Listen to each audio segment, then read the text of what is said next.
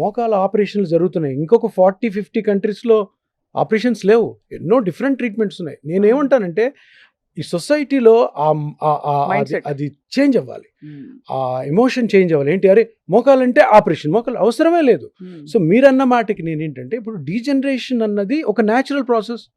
నా జుట్టు ఊడిపోయినట్టు, నా జుట్టు తెల్లబడుతున్నట్టు, అటువంటి ప్రాసెస్ మోకాల్లో జరుగుతున్నప్పుడు నొప్పిగా అది బయటకు వస్తుంది. అందుకని మనం పరిగెత్తాం డాక్టర్ దగ్గర.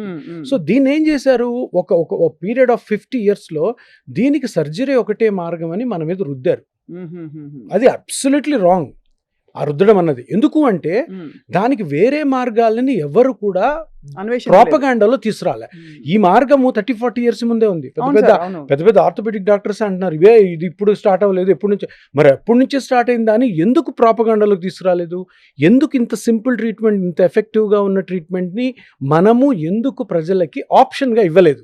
నేను ఇచ్చాను ఆప్షన్. సో ఎందుకని ఇప్పుడు ప్రజలు దాన్ని టేకప్ చేశారు కాబట్టి ప్రజలందరికీ తెలిసింది ఏంటంటే ఆపరేషన్ కాదు, ఇంకొక మార్గం కూడా చాలా ఎఫెక్టివ్ మార్గము ఉంది అన్న విషయం తెలిసింది. సో డీజనరేషన్ ఆపడం కాదు, డీజనరేషన్ని రీజనరేషన్ చేయడమే మన రీజనరేటివ్ థెరపీ.